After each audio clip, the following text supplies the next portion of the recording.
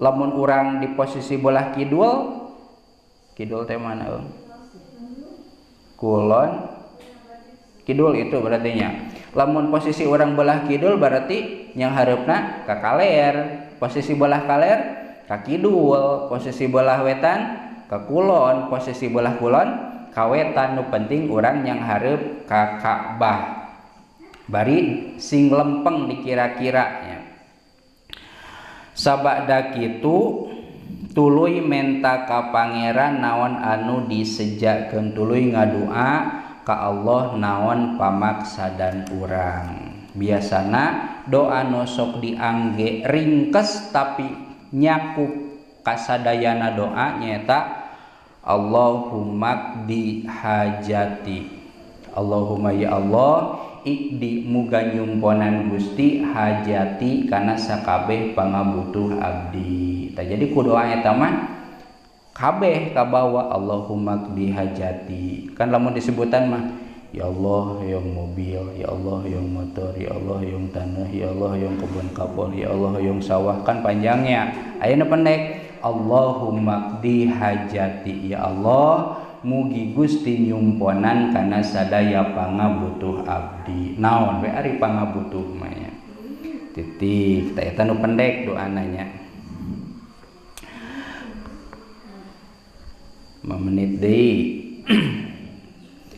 Saur kamari terakhir teh aya nu disebatkeun tawaf wada. Ari tawaf wada teh ceuk urang mah tawaf perpisahan, tawaf rek ninggalkeun Ka'bah, tawaf rek ninggalkeun kota Mekah. Ieu tawaf wada teh saur Imam Asy-Syarqawi, urang mah teu apal Imam Asy-Syarqawi teh nu mana nya. Ulama ahli fikih nyarioskeun bahwa tawaf wada teh min wajibatil haji, termasuk kana wajib haji. Berarti lamun jalma ibadah haji kari-kari pas rek ninggalkeun Ka'bah, ninggalkeun Mekah teu ngalaksanakeun tawaf wada, maka aya kawajiban mayar denda. Mabniun ala annahu minal manasiki, sabab eta teh termasuk runtuyan tina ibadah haji, sanajan hukumna henteu naon, teu lebet kana rukun tapi masukna wajib haji. Kan dina ibadah haji mah aya rukun haji, aya wajib haji, aya sunat haji. Rukun haji lamun teu mah teu dipigawe ibadah hajina teu sah. Wajib haji lamun teu dipigawe ibadah hajina tetep sah ngan aya kawajiban mayar denda atawa dam. Sunat haji eta mah rek dipigawe teu dipigawe ibadah haji tetep sah jeung teu mayar dam ngan peda lebar pasunatan eta bentenna nya. Wal mu'tamadu annahu laisa minha bal yajibu ala man arada firaqa makkata sawaun kana hajjan au mu'tamiron au ghairuhuma. Ngan saur kaul anu muktamad, ari muktamad teh anu sok dipake tetegenan, anu jadi pegangan ya muktamad teh, bahwa tawaf wada teh laisa minha, ari laisa minha teh sanes termasuk wajib haji. Berarti masing teu migawe tawaf wada oge ibadah hajina sah bari teu aya kawajiban mayar denda. Naon atuh tawaf wada teh? Bal yajibu alaman aroda firaqa makkata, balik tak tawaf wada teh aya hukum wajib pikeun jalma anu ngamaksud rek ninggalkeun Mekah, rek ibadah haji, ibadah umroh atawa lianti haji jeung umroh. Ceuk tadi teh rek dagang ka Mekah, rek bisnis ka Mekah. Pas kaluar ti Mekah teh aya kawajiban migawe tawaf wada. Hadza in aroda firaqaha, tawaf wada teh dipigawena nalika urang rek ninggalkeun kota Mekah.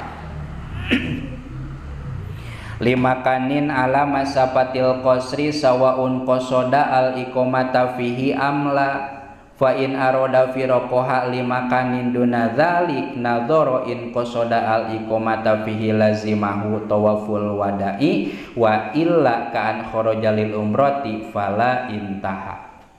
Ieu tawaf wada teh katangtuanana pikeun jalma anu rek ninggalkeun kota Mekah aya saukuran sakosoreun salat. Anggap we 80 genep kilometer urang rek kaluar ti Mekah 80 genep kilometer eta aya kewajiban tawaf wada.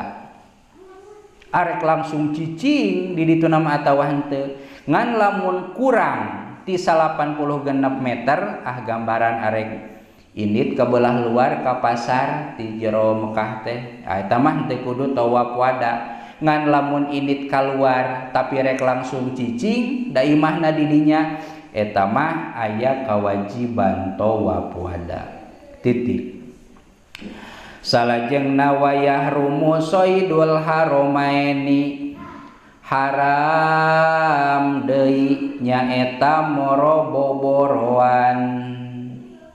moroboboroan keur ihram keur ibadah haji ibadah umroh ulah sok mudag-mudag sasatoan anu mana soidul haramaini sasatoan nu aya di tanah haram Mekah jeung tanah haram Madinah aya batasna nya duka kumaha ayeuna mah mun baheula mah make naon aya spanduk bahasa Arab jeung bahasa Inggris tanah haram Mekah batasna tanah haram Madinah tah sajeroeun eta teu kenging diboro. Kumaha mun di luareunana mangga-mangga wae nya da urang na ge ari geus di luar tanah haram mah berarti geus lain keur umroh nya keur lain keur ibadah haji ari aya di luar mah tah teu kenging nya sasatoan rek naon wae satona teu kenging diboro. Nya maksud diboro teh sato anu imkan atawa biasa sok diboro. Ari reungit mah datara diboro nya dicabok kumaha henteu eta mah nya nu diboro teh sapertikeun naon pertikeun japati anu jelas sok katingali mah nya ayeuna mah bangsa hayam anu biasa mah nu aya jelas dinya katingali mah naon japati bangsa manuk-manuk sok alus nih mun diboro teh gleber bareng aleuntreup deui teu kenging nya nuju ibadah mah.